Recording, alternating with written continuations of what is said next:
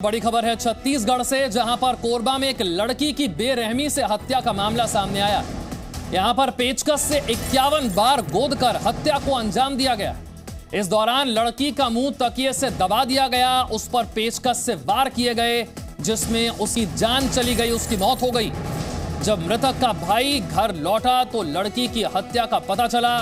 इस दौरान मौके पर एक एयर टिकट बरामद हुई, एक एयर टिकट मिली और इसी से माना जा रहा है कि आरोपी शहबाज खान गुजरात से 2 दिन पहले छत्तीसगढ़ आया था। 21 साल की लड़की की हत्या आरोपी शहबाज ने पेचकस से किए वार। प्राथमिक रूप से हमारा जो प्राइम सस्पेक्ट है उसके बारे में जानकारी मिल गई है कि वो घटना दिनांक को यहाँ मौजूद था और घटना दिनांक के दिन युवती के घर में था। उसके कुछ सामान हमको बरामद हुए हैं। साथ ही जो यहाँ रुका था जिस जगह पे, उसके भी साक्ष्य हमको मिल गया है। ये ड्रैगन फ्रूट की खेती करके हर एकड़ में हर साल 12 लाख तक कमा लेते हैं। आपको भी करना है तो फ्रीडम ऐप को अभी डाउनलोड कीजिए। संभावित जगहों का भी पता तलाश किया जा रहा है। जहां उसका नेटिव प्लेस है वहां भी टीम गई हुई है, वहां भी पता तलाश कर रही है। कुछ एक दो जगह और है जो उनके संभावित जो जगह है, सभी जगह हम लोग कोशिश कर रहे हैं। साइबर की टीम भी इसमें लगी हुई है और बहुत जल्द में आरोपी जो है वो पकड़ में आ जाएगा। कोरबा मर्डर को लेकर बीजेपी ने आरोप लगाया है, नील कुसुम की हत्या ये लव जिहाद है। बीजेपी कह रही है कि इस लड़की की हत्या का जो मामला है ये लव जिहाद का मामला है।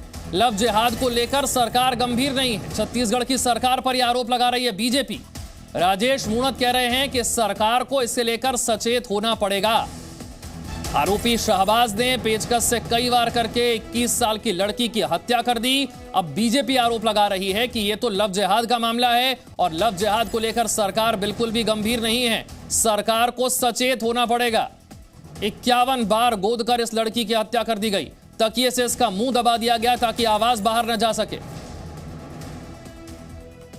रायपुर से सत्यप्रकाश मेरे सहयोगी और जानकारी के साथ है। सत्यप्रकाश, ये पूरा मामला, ये पूरा घटनाक्रम जरा समझाइए और आरोपी के बारे में क्या पता चला है अब तक?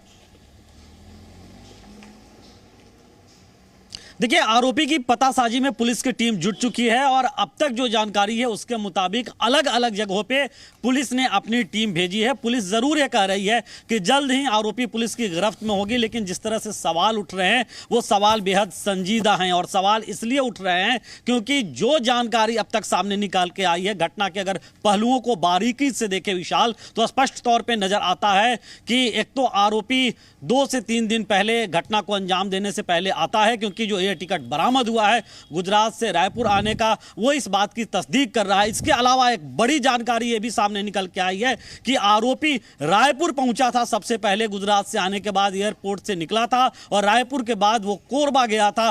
कोरबा जाकर परिजनों से भी मुलाकात की थी, जो युवती है मृतक उसके, और परिजनों को डराया धमकाया भी था। इस तरह की जानकारी भी आई है। और उस दरमियान जब युवती की मां अस्पताल में काम करती है, वो चली गई थी, उसी दरमियान वो घर में पहुंचा। उसके बाद उसने झगड़ा किया और उसके बाद पेचकस से गोद कर हत्या करके फिर फरार हो गया। अब तक ये जानकारी नहीं मिल पाई है पुलिस को कि आखिर आरोपी क्या फिर से गुजरात ही भाग गया है या कहीं और छिपा हुआ है, लेकिन तफ्तीश जारी है। चलिए, आरोपी के बारे में अब तक जानकारी नहीं मिल पाई है और जानकारी जुटाने की, उस तक पहुंचने की कोशिश की जा रही है। लेकिन इस घटना को लेकर बीजेपी क्या आरोप लगा रही है, जरा ये आपको बताते हैं। बीजेपी कह रही है कि यह तो लव जिहाद का मामला है। कोरबा में जो लड़की का मर्डर हुआ, नील कुसुम की जो हत्या हुई, बीजेपी कह रही है कि यह लव जिहाद का मामला है। लव जिहाद को लेकर सरकार गंभीर नहीं है और सरकार को इसे लेकर अब सचेत होना होगा। लव जिहाद के मुद्दे हों, जब आम जनता भी बताती है उस समय भी शासन प्रशासन उसको गंभीरता से नहीं लेता है। और जब शासन प्रशासन इन चीज़ों को गंभीरता से नहीं लेता है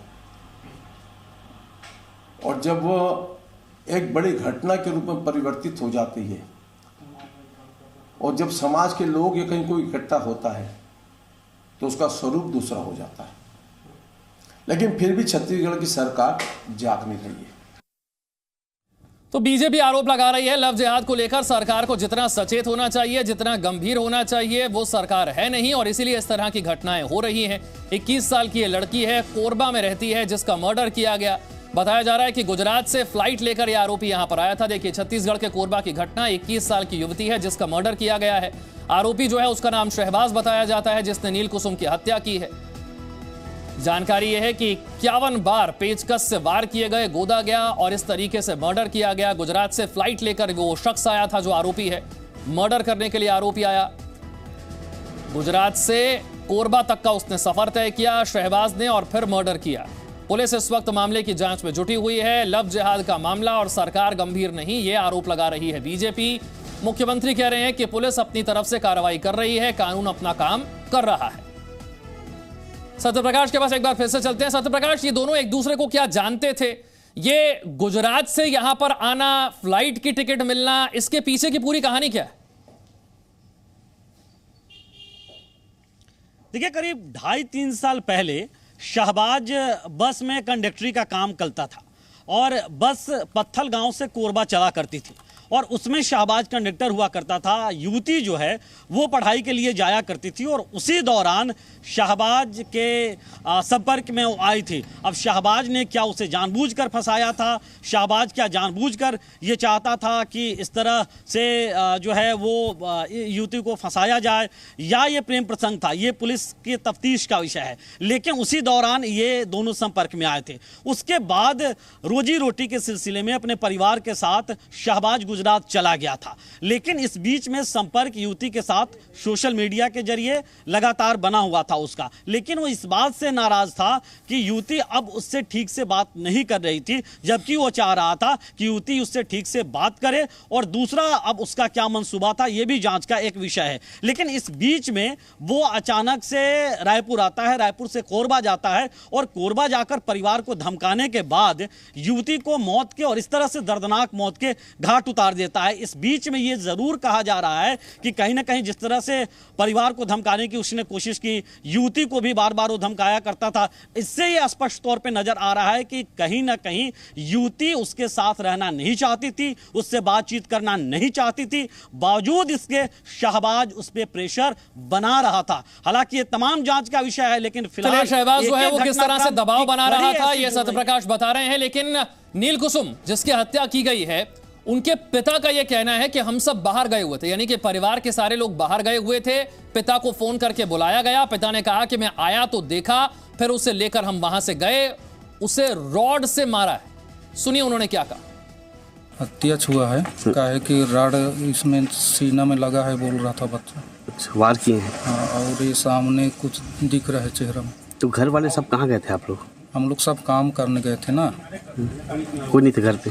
हाँ, अकेली थी। लड़का ना मम्मी को छोड़ने गया था। उसके बाद वो उधर मेरा पिताजी लोग रहते हैं वहाँ गया, वो उधर से आया, वो 11-12 बजे तक वो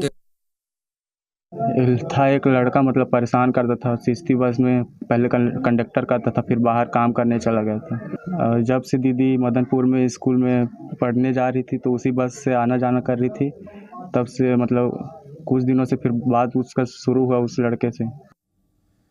तो सत्यप्रकाश, जैसा कि हम सुन रहे हैं, नील कुसुम के पिता को भी इस बारे में जानकारी थी, भाई को भी इस बारे में जानकारी थी, यानी परिवार को पता था कि कोई लड़का है जो परेशान कर रहा है।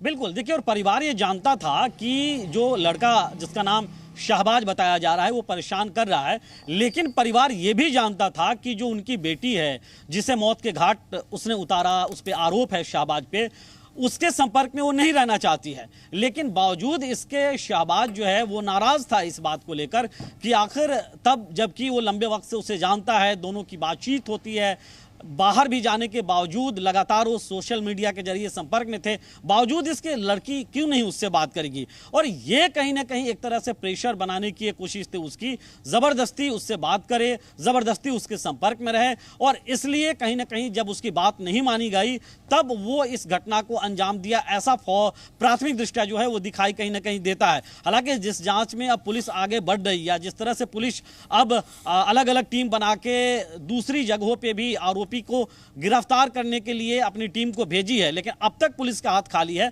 यह जरूर कहा जा रहा है कि जल्द ही आरोपी गिरफ्त में होगा, लेकिन फिलहाल बड़ा सवाल यह है कि क्या जानबूझकर और प्रेशर बनाने के बाद जब युवती जो है उसकी बात नहीं मानी, उसके बाद इस तरह से उसने मौत के घाट उतारा।